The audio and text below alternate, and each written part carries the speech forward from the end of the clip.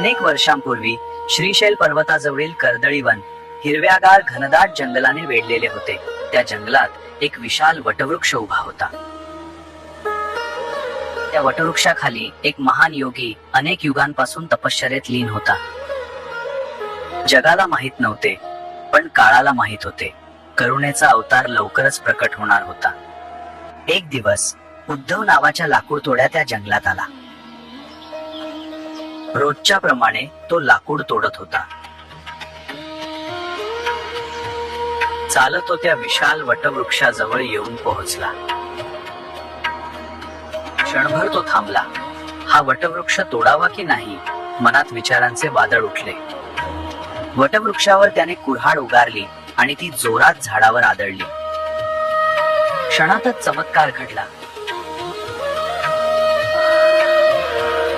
वटवृक्षातून रक्तधारा वाहू लागली.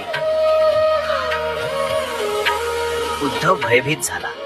हे काय झाले असे म्हणत तो मागे सरकला. तेवढ्यात त्या वटवृक्षातून तेजस्वी प्रकाश प्रकट झाला. त्या प्रकाशातून एक दिव्य पुरुष उभा राहिला. डोळ्यांत अपार करुणा, चेहऱ्यावर तेज आणि वाणीमध्ये अमृत.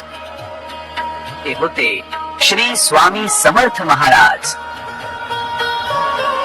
उद्धव घाबरून जमिनीवर कोसळला. माझ्याकडून मोठा अपराध झाला महाराज, मला माफ करा. स्वामी समर्थ हसले. तो हसरा क्षण म्हणजे भयाचे अभयात रूपांतर होते. भिवू नकोस उद्धवा, तुझा अपराध नाही, हे नियतीचे कार्य आहे. त्या क्षणी उद्धवच्या जीवनाला नवा अर्थ मिळाला. स्वामी समर्थांनी त्याला आशीर्वाद दिला आणि सांगितले, जगातील दुःख दूर करण्यासाठी आता मला लोकांमध्ये जायचे आहे.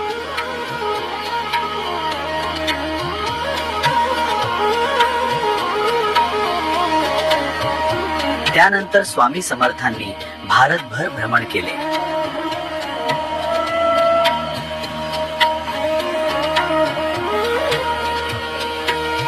गरीब, श्रीमंत, राजा, रंक, ज्ञानी, अज्ञानी सगळ्यांनाच त्यांनी एकच मंत्र दिला, श्रद्धा ठेवा, संयम ठेवा, मी तुमच्या सोबत आहे. जिथे भूक होती तिथे अन्न मिळाले.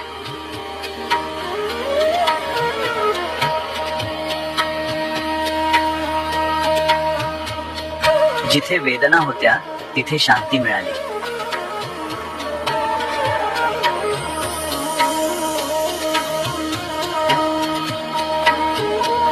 जिथे अज्ञान होते तिथे स्वामींनी ज्ञानाचा प्रकाश पेरला.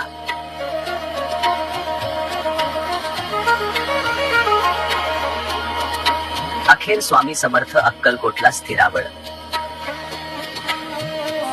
तेथे त्यांनी हजारो भक्तांचे जीवन बदलले. आजही त्यांचे शब्द, त्यांची कृपा आणि त्यांची करुणा भक्तांच्या हृदयात जिवंत आहे. स्वामी समर्थ म्हणतात, मी देह नाही, मी चेतना आहे. जो मला मनापासून हाक मारेल त्याच्याजवळ मी सदैव असतो. कथा आवडली असेल तर कमेंट करा. जय श्री स्वामी समर्थ.